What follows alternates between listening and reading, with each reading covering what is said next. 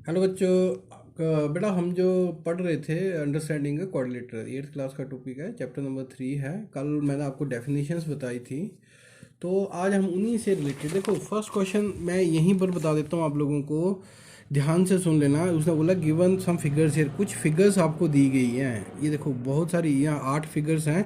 उसमें बोला classify each them on the basis of simple curve. बेटा सिंपल कर्व वो होता है जिसमें हम पेंसिल को ना ही तो उठाते हैं और ना ही क्रॉस करते हैं। जैसे कोई भी कर्व, मान लो मैंने ये कर्व बनाया, ये सिंपल है अभी। अगर मैं पेंसिल उठाकर ये दोबारा बना देता हूँ तो ये सिंपल नहीं है, और वो ना ही क्रॉस होता है। जैसे ये क्रॉस हो रहा है, इसका मतलब ये कर्व भी सिंपल नहीं है। क्रॉस सिंपल कर्व होगा। सिंपल जैसे आप ये उठाए, जहाँ से शुरू कर रहे हो वहाँ मिल जाए। ओपन भी हो सकता है, ये ओपन कर्व है ये, क्योंकि ये कहीं क्लोज नहीं हो रहा है।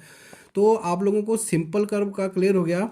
तो इसमें देखो फर्स्ट पार्ट को देखो ध्यान से। इसने बोला सिंपल कर्व, ये देखो सीधी सी फिगर बना रखी है उसने। मान लो आप यहाँ से चलते हैं, ये चले जाएंगे घूम के, ये आपने कहीं भी पेन को नहीं हटाया, इसका मतलब ये सिंपल है। ये भी आपकी क्या होगी, सिंपल होगी। यहाँ आपको पेन उठाना पड़ेगा, ये सिंपल नहीं होगी। यहाँ भी आपको क्रॉस करते हुए पेन उठाना पड़ेगा, ये सिंपल नहीं होगी। ये भी आपकी सिंपल है, ये भी सिंपल है, ये भी सिंपल है, और ये भी आपकी सिंपल नहीं है, क्योंकि यहाँ पर पेन आपका ओवरराइट होगा।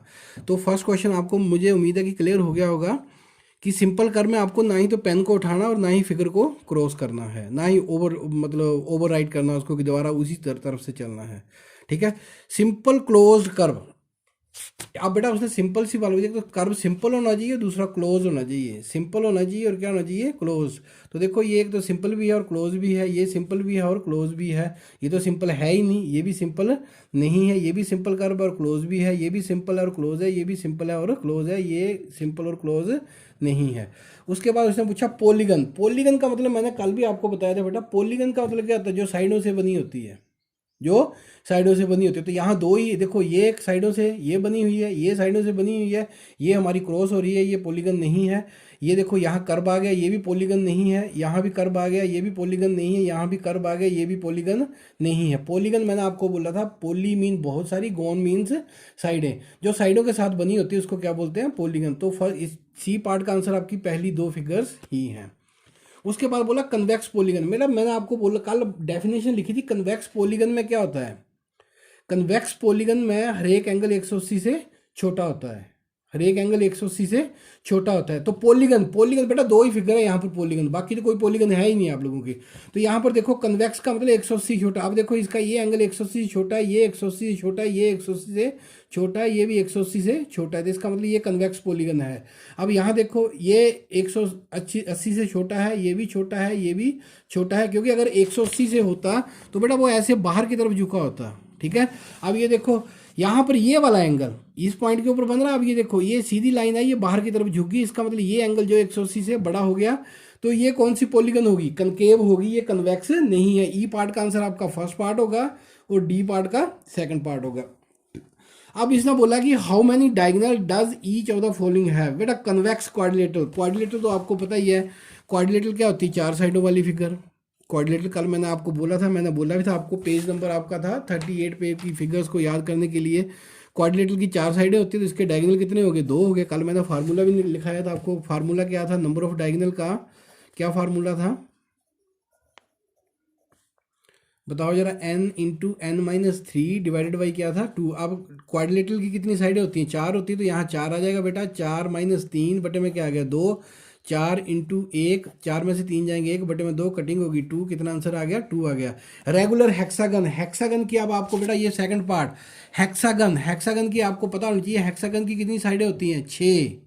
तो यहाँ पर n = सेकंड पार्ट में क्या आएगा, n = आपका क्या आएगा, 6। n क्या है, number of side, number of sides. अब इसने बोला था रेगुलर, रेगुलर का मतलब सभी साइडें इक्वल, और हेक्सागन का मतलब 6 साइडें। देयरफॉर तो नंबर ऑफ डायगोनल क्या आ जाएंगे आपके, फार्मूला लगा दो, n × n-3 divided by 2। Number of side कितनी, 6। 6 - 3 बटे में कितना आ गया, 2 आ गया। तो ये आ गया 6। 6 में से 3 जाएंगे, 3 बचेंगे, बटे में 2 आएगा, कटिंग होगी 3। 3 × 3 = 9। तो नंबर ऑफ डायगोनल कितने हो गए, 9 हो गए। ट्रायंगल का बेटा कोई भी डायगोनल नहीं होता है, आप कैलकुलेट भी कर सकते हैं, ये आएगा आपका। देखो आप, डायगोनल क्या होता है, एक वर्टेक्स छोड़ के मिलाना होता है। तो अगर मैं इस वर्टेक्स को छोड़ूंगा तो ये तो साइड बन जाएगी ट्रायंगल की। ठीक है। तो आप फार्मूले से भी कैलकुलेट कर सकते हो। आपका ट्रायंगल के लिए, ट्रायंगल की कितनी साइडें होती हैं, साइड कोमा n ट्राइंगल के लिए कितनी साइडें हैं? 3। तो नंबर ऑफ डायगोनल क्या क्या फार्मूला आपके पास? नंबर ऑफ डायगोनल क्या फार्मूला था? n into n minus 3 divided by 2। n की जगह पे क्या आ जाएगा आपके? 3 आ जाएगा। यहाँ 3 माइनस 3 बटे में क्या आ गया? 2। 3 में से 3 जाएगा 0। 3 इंटू 0 डिवाइडेड बाई 2। आंसर भी क्या आ गया आपका? 0। इसका कोई भी डायगोनल नहीं होगा। कल बेटा मैंने आपको एक फार्मूला बताया था, क्वेश्चन नंबर 4 में हम यही यूज़ करेंगे। कल मैंने आपको एक फार्मूला बताया था कि sum of interior angle,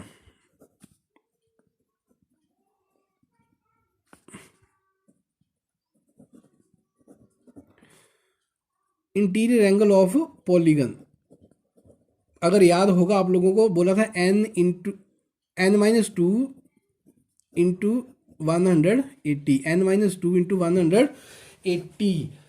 n यहाँ था नंबर ऑफ साइड्स। अब ये देखो आपका जो क्वेश्चन नंबर 3 है बेटा, 4 है, ऐसा ही है। बोला what can you say about the angle sum of convex polygon with number of side. ये देखो 7, 8, 10 n। पहले 7 का निकालना है, 8 का निकालना है, 10 का निकालना है। तो आप लोगों को बड़ा आसान है, मैं दो पार्ट कर देता हूँ। मैं एक इसका फर्स्ट पार्ट कर दूंगा, एक डी कर देता हूँ। तो आप लोगों ने बड़ी आसानी से करना है, कोई बात नहीं। यहाँ पर question number 4 A part, here आपको नंबर ऑफ साइड दे रखा है, एन इक्वल टू कितना है? 7। Sum of interior angles, TERIO, interior angles equal to क्या फार्मूला बताया? n minus 2 into 180। n minus 2 into 180। n की जगह क्या आ जाएगा? 7 माइनस 2 इंटू 180। 7 में से 2 जाएंगे बेटा, 5 बचेंगे। 5 इंटू 180 मल्टीप्लाई कर दो 900। इनके जिस पॉलीगन की 7 साइडें होगी उसके इंटीरियर एंगल का उसका इंटीरियर एंगल का सम कितना होगा? 900 होगा। ये फार्मूला आपको आना चाहिए बेटा।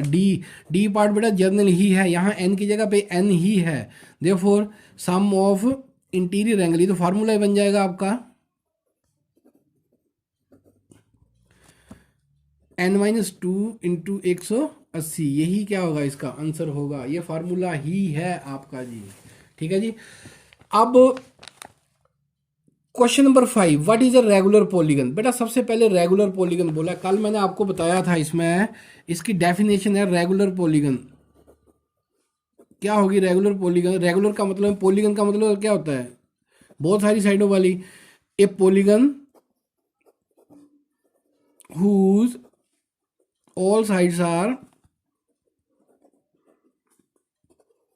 equal, एक ऐसी पॉलीगन जिसकी सभी साइडें क्या हो? इक्वल हो, इज कॉल्ड रेगुलर पॉलीगन। एक ऐसी पॉलीगन जिसकी सभी साइडें क्या हो? बराबर हो, उसको क्या बोलते हैं हम? Regular polygon. ठीक है जी, याद रखना। अब बेटा इसमें ये देखो क्वेश्चन नंबर 5 का फर्स्ट पार्ट आप लोगों को खुद ब खुद पता है। 3 साइड, जो 3 साइडों वाली ए पार्ट, 3 साइडों वाली ये है, ऐसी शेप बनेगी। ये सभी साइडें बराबर, कौन सी? इसका नाम क्या होगा? Equilateral triangle. आप लोगों को पता है।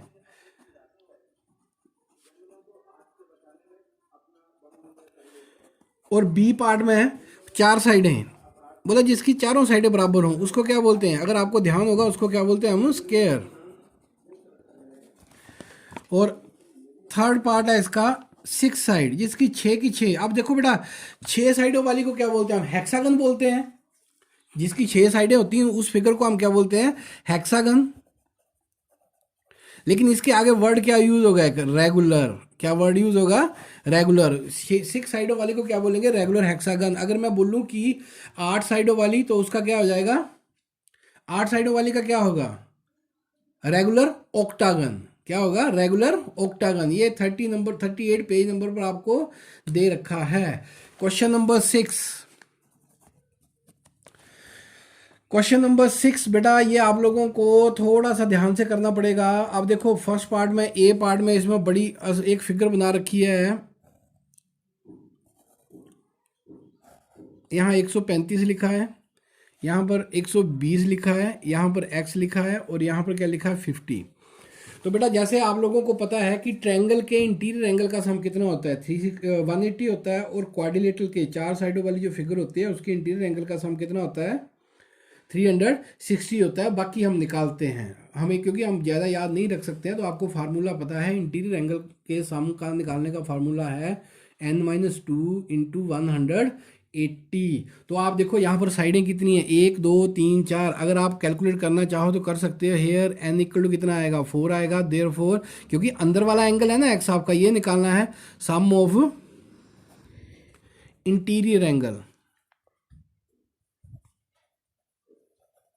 फार्मूला लगा सकते हो, n-2 इंटू क्या आएगा 180। n की जगह पे क्या आ जाएगा 4, 4 माइनस कितना आ गया 2 इंटू क्या आ गया 180।